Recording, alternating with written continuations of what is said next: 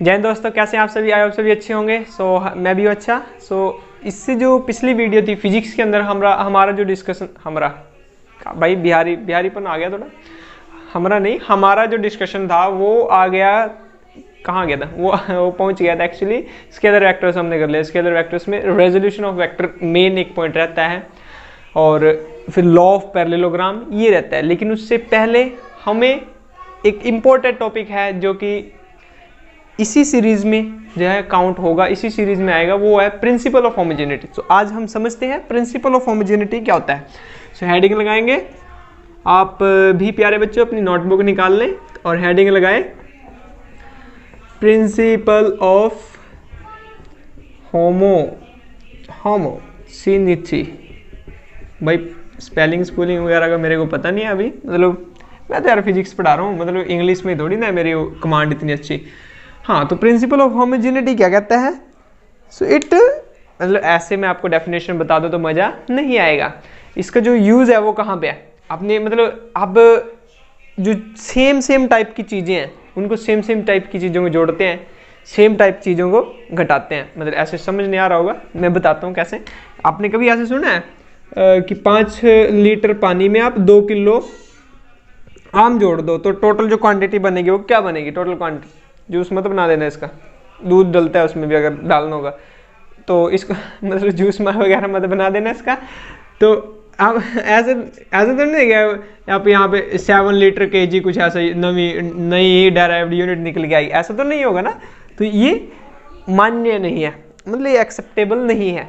ये लॉ जो होता है होमोजेनिटी का लॉ बताता है कि किस तरह की, मान लो हम 5 मीटर पर सेकंड में 2 मीटर पर सेकंड जोड़ सकते हैं, ये 7 आएगा, डेफिनेटली ये सही है। ठीक है, हमें 5 मीटर पर सेकंड के अंदर मान लो एक 5 मीटर पर सेकंड की वेलोसिटी से कोई ऑब्जेक्ट चल रहा है, प्लस उसमें 2 मीटर पर सेकंड स्क्वायर नहीं जोड़ सकता क्योंकि ये एक्सेलरेशन आ गया, यहाँ पे वेलोसिटी थी, ये तो कभी भी एक्सेप्टेबल नहीं होगा। आप मतलब ऐसे, जैसे कि हाँ एक और काफ़ी इंपॉर्टेंट थिंग है, जैसे कि यहाँ पे 5 मीटर प्लस 2 सेंटीमीटर जुड़ सकता है? कभी नहीं। या तो इस सेंटीमीटर को जोड़ो, इसमें जोड़, या तो सेंटीमीटर को चेंज करो सॉरी, सेंटीमीटर को चेंज करो या तो मीटर में, या फिर मीटर को चेंज करो सेंटीमीटर में। मैंने आपको कॉन्स्टेंट्स फॉर मेजरमेंट्स में जो वीडियो हमारी थी कॉन्स्टेंट फॉर मेजरमेंट की, उसमें मैंने आपको बताया था कि जो मतलब सेंटीमीटर को मीटर में कैसे चेंज करते हैं। इस सेंटी की वैल्यू कितनी होती है? इस सेंटी की वैल्यू 10⁻⁻² होती है और मीटर यहाँ पे लगा रह जाएगा ऐसे। तो ये तो 2 × 10⁻⁻² मीटर हो गया, प्लस यहाँ पे 5 मीटर हो गया। ऐसे आप इसको चेंज कर सकते हो डेफिनेटली। ठीक है, इसको यहाँ पे नीचे लाएंगे तो ये हो जाएगा 0.02 प्लस इधर हो जाएगा 5, ये is equal to 5.02 metre. Overall हमारे पास यहाँ पे आंसर आएगा। ये है पूरा कार्यक्रम, मतलब यहाँ पे इसमें यूज हुआ हमारी पिछली वीडियोस का। सो आप आई होप वो भी देख ली होंगी पिछली। यहाँ पे होमोजेनिटी है, होमोजेनिटी का मतलब जो सेम यूनिट्स है वो can be subtracted, added. Multiplication divide पे रूल नहीं लगता, मतलब वहाँ पे आपको बताएगा इसके यूजेस भी। एक तो सबसे पहले तो डेफिनेशन लिख देंगे इसकी। It state that same type of quantities can be added or subtracted।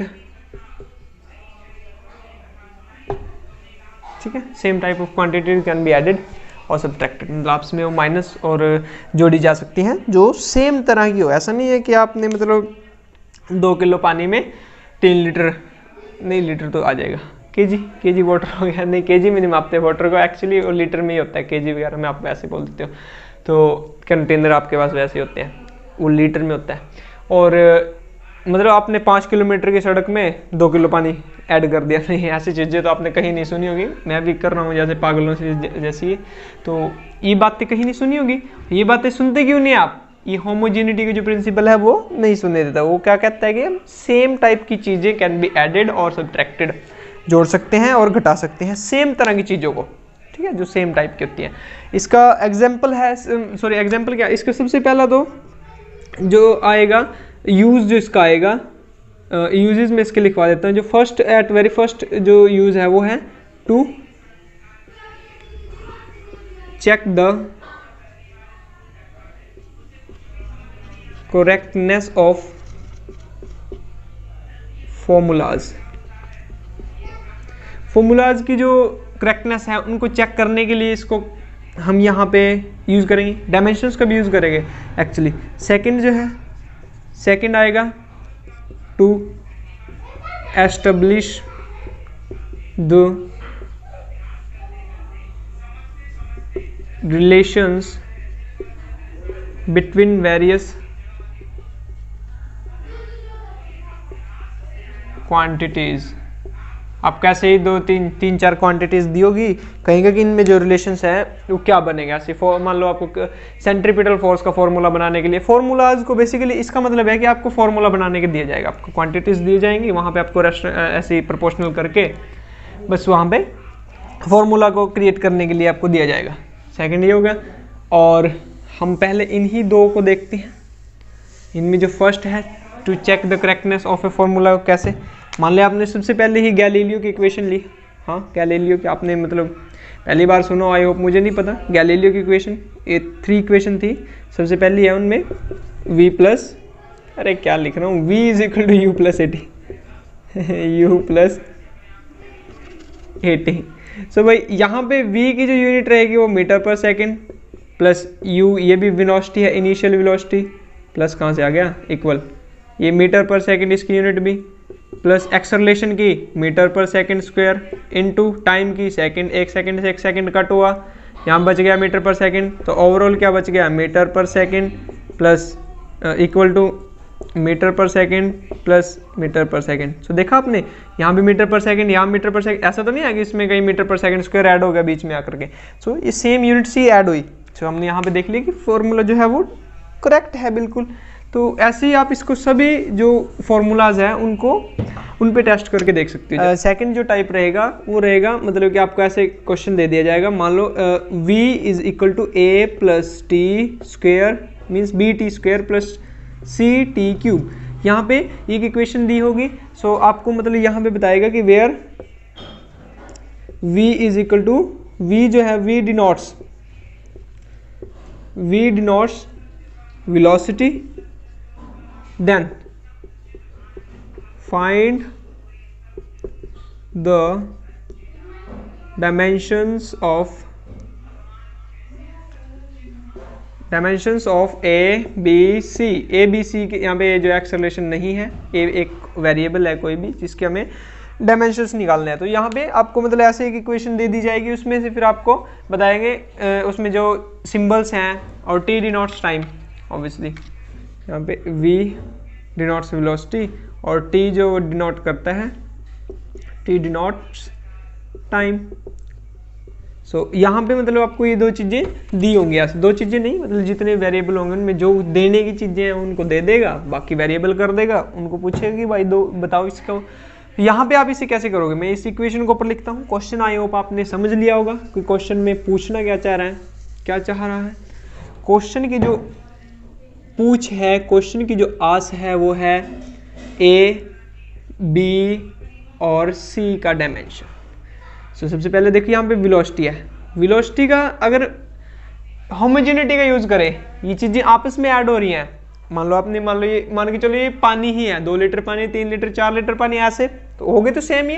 अगर ये वेलोसिटी है तो इनका जो रिजल्ट आ रहा है वेलोसिटी आ रहा है, तो ऑब्वियसली कहीं ना कहीं ये भी वेलोसिटी को ही रिप्रेजेंट कर रहे होंगे, तभी तो इनका रिजल्ट वेलोसिटी आ रहा है। अब मान लो आपने ऐसा किया कि भाई दूध लिया, दूध में आपने चाय घोली, चाय मिला दी, चाय में उसमें आपने मतलब पानी मिला दिया और लास्ट में जाकर के देखा कि भाई वहाँ पे शेक बन गया। शेक थोड़ी ना बनेगा, उसका पता नहीं क्या मिक्सचर सा बन जाएगा। वो मिक्सचर नहीं, मतलब ऐसा तो नहीं है आप मतलब आप दूध दाद वगैरह काफ़ी चीज़ें मिलाओ और आपका पानी निकल के आ जाए, नहीं निकलेगा ना। तो इसलिए जो चीज़ यहाँ पे होगी तो ये सभी वेलोसिटी ही होगी, तभी तो इनको जोड़ करके भी ओवरऑल वेलोसिटी आया है। सो कहीं ना कहीं मैं कह सकता हूँ कि जो यूनिट वेलोसिटी की है वही यूनिट हमारे पास ए की होगी, जो यूनिट वेलोसिटी की है वही यूनिट हमारे पास b प्लस टी स्क्वेयर की होगी, जो यूनिट वेलोसिटी की है वही यूनिट हमारे पास c t टी क्यूब की होगी। तो यहाँ से हम v का, तो देखो v का डायमेंशन हमें पता है l t-1 होता है, और a भी हमारे पास a इक्वल आ गया, तो यहाँ से a का डायमेंशन हम फाइंड आउट कर चुके हैं, a का डायमेंशन है v के इक्वल। अब b का निकाल लेंगे, यहाँ से मान लो ये मैं इसको लिख देता हूँ ऐसे, v is equal to b t square है, और b को यहीं पे रखेंगे और t को ले आएंगे नीचे, क्योंकि इधर मल्टीप्लाई में इधर आकर के डिवाइड में हो जाएगा, तो v अपॉन टी स्क्वायर हो जाएगा। v का रखेंगे lt-1 और टाइम सेकेंड स्क्वायर का मतलब t2, ठीक है, is equal to b. So t नीचे प्लस के 2 ऊपर जाके के माइनस के 2 बन जाएगा, और ये हो जाएगा lt-1 इधर से और t-2 बाहर एक, और ये नीचे वाला ऊपर चला गया इज इक्वल टू बी। अब ये पावर्स आपस में ऐड हो जाएंगी, बेस सेम है, पावर्स ऐड हो जाएंगी, तो -1 -2 -3 हो जाएगा। सो ओवरऑल जो b का डायमेंशन रहेगा l1t-3, ठीक है, ये हमारे पास b का डायमेंशन हो गया। नेक्स्ट जो है वो c का डायमेंशन है, देख लेते हैं c को भी। So c t³ is equal to v है, सो यहाँ से t³ को नीचे ले जाएंगे, c is equal to v upon t³ हो गया, ठीक है, और t³ का फिर डायमेंशन रखना शुरू करेंगे, c is equal to v का डायमेंशन lt-1। आई होप ये तो याद ही कर लिया होगा आपने, ये तो रट जाना चाहिए आपको, और t³ हो जाएगा, यहाँ पे टाइम के लिए डायमेंशन t होता है, सो t³ हो जाएगा, नीचे प्लस क्या है ऊपर जा करके माइनस के हो जाएगा, c इज इक्वल टू यहाँ पे lt-1 और बाहर से ये हमारे पास t-3 नीचे से आ गया। अब बेस सेम है, पावर्स ऐड हो जाएंगी, c इज इक्वल टू -1 -3 -4 हो जाएगा। सो ये ओवरऑल निकल के आ गया c का डायमेंशन। सो c का डायमेंशन आ गया हमारे पास, b का डायमेंशन आ गया हमारे पास, ये तो पूछ रखा था, और क्या a का तो आ ही गया था। सो इस टाइप के क्वेश्चंस आपको जो है पूछे जाएंगे। सो काफ़ी मतलब काफ़ी अच्छे लेवल के क्वेश्चन भी आते हैं। मैं आपको मतलब एक दिखाता हूँ जो कि आपने आई होप सुन भी रखी होगी, एक ideal gas equation. Ideal gas equation जो है वो उसको उसी के बेस पे आपको मतलब कैसे बनाएगा, वहाँ पे दे देगा pressure P plus A upon V square, ये हो गया, और इधर V minus B is equal to nRT, ठीक है। ये आइडियल गैस इक्वेशन है, बट अभी आपको नहीं दिख रही, मैं आपको बाद में दिखाऊंगा इसको। यहाँ पे दे रखी है, यहाँ से आपको बता रखा है कि P डिनोट कर रहा है प्रेशर को, V डिनोट कर रहा है वॉल्यूम को, ठीक है, N डिनोट कर रहा है मोल्स को, number of moles, R denote कर रहा है गैस कांस्टेंट, जिसकी वैल्यू मैं बाय द वे आपको मतलब फॉर एडिशनली बता दूं कि 8.314 यहाँ पे होता है हमारे पास जूल पर मोल केल्विन, ये होती है। और T डिनोट कर रहा है ऑब्वियसली टेम्परेचर को, ठीक है, T डिनोट कर रहा है, मैंने आपको सभी जो उसकी मतलब इसके अंदर जो सिंबल्स थे, सिंबल्स की इंडिकेशन आपको बता दी क्या क्या रिप्रेजेंट कर रहे हैं। आपको फॉर्मूला जो डायमेंशन बताने हैं, find the dimensions of A, B और R, A, B और R के डायमेंशंस आपको निकालने हैं।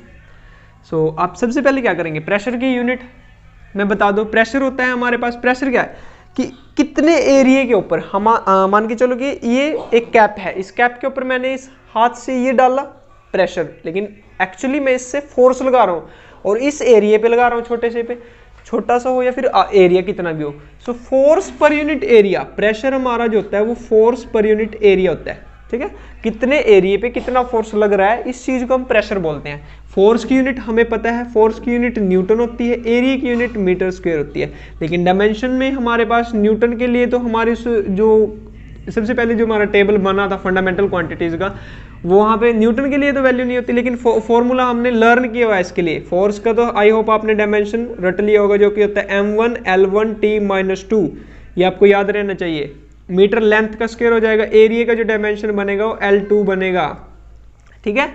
सो यहाँ पे ये हो गया प्रेशर के लिए। वॉल्यूम, सो वॉल्यूम के लिए बेसिकली मीटर क्यूब, ये हो गया था हमारे पास, ये प्रेशर के लिए नहीं, ये एक्चुअली हो गया था फोर्स के लिए, प्रेशर का तो अभी निकलेगा। वॉल्यूम के लिए मीटर क्यूब जो ओवरऑल बनेगा, मीटर क्यूब के लिए क्या लिखेंगे L3, सो यहाँ पे ये हो गया L3, तो इसका V का डायमेंशन हो गया L3, एफ का डायमेंशन एडिशनली बता दिया, एफ का डायमेंशन यहाँ पे रखेंगे तब प्रेशर का निकलेगा, तो pressure is equal to F का रखेंगे m1L1T-2, एरिया का रखेंगे, एरिया मीटर स्क्वायर होता है, मीटर स्क्वायर के लिए L2 लगेगा, नीचे 2 प्लस का है ऊपर जाकर के माइनस के हो जाएगा, तो +1 यहाँ पे है नीचे से माइनस के 2 जाएगा, सो ऐसे +1 - 2 ओवरऑल -1 बचेगा, सो L की पावर कितनी आएगी -1 आएगी, सो जो P का डायमेंशन बनेगा वो बनेगा m1L-1T-2, क्या लिख दिया, हाँ T-2, ठीक है। सो ये हमारे पास डायमेंशन हो गया किसके लिए, P के लिए, V के लिए, और N के लिए डायमेंशन निकलेगा मोल, ऐसे हो जाएगा, ठीक है।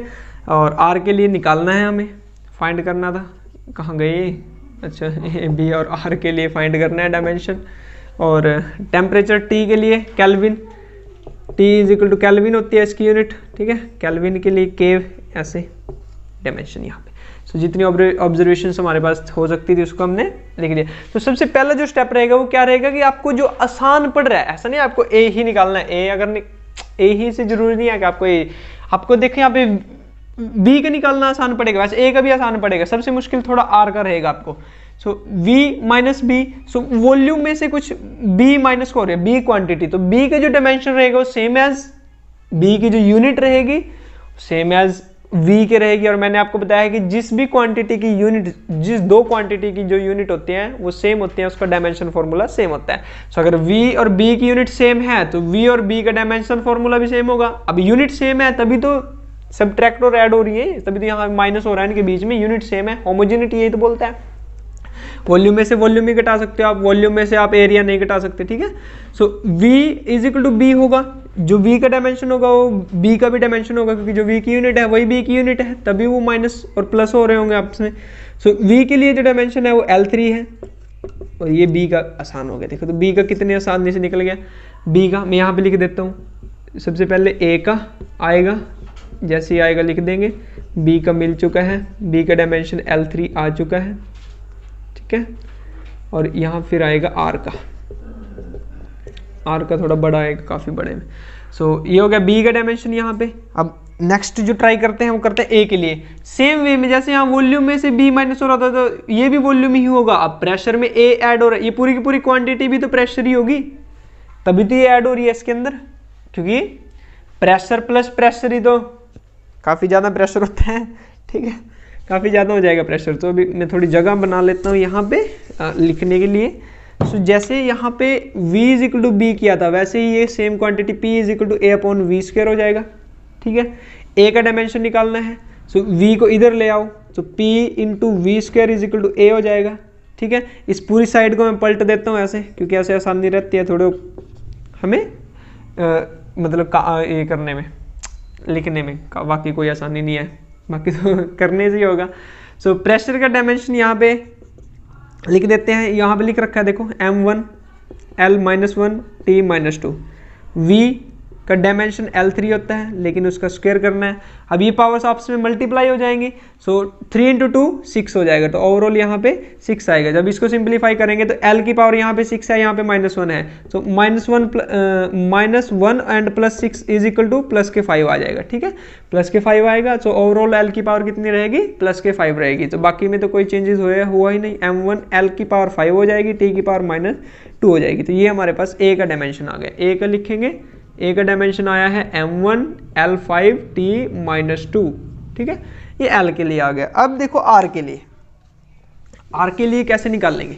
R के लिए आपको एक और थोड़ा लॉजिक लगाना पड़ेगा माइंड में। आइडियल गैस इक्वेशन आपने ऐसी तो नहीं देखी होगी ना, आपने अभी जो आएगी वैसी देखी होगी।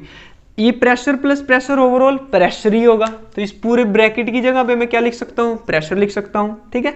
वॉल्यूम में से कुछ माइनस हो रहा है, वॉल्यूम ही माइनस हो रहा होगा, ओवरऑल बच भी वॉल्यूम ही रहा होगा, तो इस पूरे की जगह v लिख सकता हूँ, इज इक्वल टू nRT। ये इक्वेशन आपने जरूर देखी होगी केमिस्ट्री में, इसको ही आइडियल गैस इक्वेशन आपने इस शक्ल में देखी होगी, लेकिन मैंने आपको यहाँ पे इस एग्जाम्पल में दी है, थोड़ी शक्ल चेंज करके उसकी। एक ही माया के भिन्न भिन्न नाम है, ठीक है, माया एक ही है, नाम उसके डिफरेंट है। तो अब हम इसी माया से बाहर निकलते हैं और आपको बताएंगे कि अभी R का डायमेंशन कैसे निकालते हैं। सबसे पहले तो आप R की वैल्यू निकालो, क्योंकि आप मान के चलो किसी भी चीज़ की वैल्यू निकालनी है आपको। आपने एक सामान लिया, उसको आपने काफ़ी सामान के बीच में निकाल दिया, ऐसे डाल दिया, और आपको बोला जाए कि वो सामान ढूंढो, तो क्या करते हो आप? या तो ऐसे हाथ डाल के, या फिर जादुई हाथ ऐसे करोगे तो भाई वही चिपक जाए मेरे हाथ का जो मुझे ढूंढना है, या तो ऐसा करोगे आप। लेकिन अगर आपके पास जादुई शक्ति नहीं है तो आप जो दूसरा सामान है उसको एक तरफ करोगे, जो आपको चाहिए उसको एक तरफ। तो ऐसे ही हमारे पास जो दूसरा सामान है उसको एक तरफ करेंगे रूल्स के। ऐसा नहीं है कि आपने उठा के टी को फेंक दिया इधर, नहीं, ऐसे नहीं, रूल्स के अकॉर्डिंग जो दूसरा सामान है उसको एक तरफ करेंगे और जो चाहिए आपको उसको एक तरफ। सो मैं आर को यहीं पे रखता हूं, बट लिख ही आ रहा हूं, ये पी वी वही की वही है, बट थोड़ी साइड चेंज कर दी। इसको मैंने यहां लिख दिया, इस पूरी इक्वेशन को मैं इधर लिख देता हूं, चलो एन आर टी, ठीक है, इसको इधर लिख दिया, इसको इधर लिख दिया, अभी तक तो कोई चेंजेस नहीं किया। लेकिन ये टी काफी दूरी हो गया, अरे तो एन आर टी ऐसे लिखते हैं।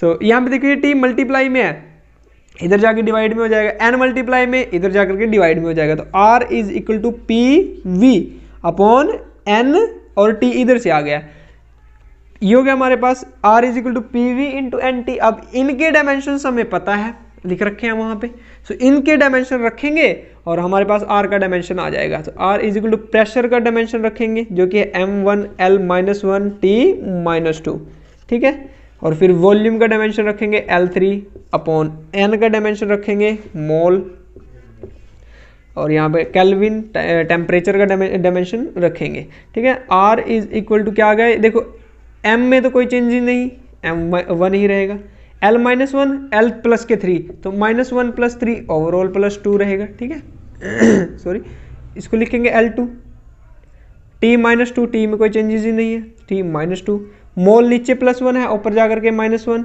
सो ओवरऑल मोल इनवर्स मोल की पावर -1, के नीचे +1 है, ऊपर जाकर के -1 हो जाएगा। सो ये इतना बड़ा भयंकर सा जो आया है डायमेंशन हमारे पास आर का निकल करके आया है। आर का भी लिखेंगे डायमेंशन जो है m1 L2 T-2 मोल -1 केल्विन -1। सो ये जो डायमेंशन आया है आर का है। सो ये कुछ क्वेश्चंस थे प्रिंसिपल ऑफ होमोजेनिटी पे। अभी काफ़ी सारा डिस्कशन होमोजेनिटी का ही पड़ा है, सो इससे नेक्स्ट वीडियो में समझेंगे हम अपने उन टॉपिक्स को भी। सो इस वीडियो में इतना ही, मिलते हैं इसकी नेक्स्ट वीडियो में, तब तक के लिए जय हिंद।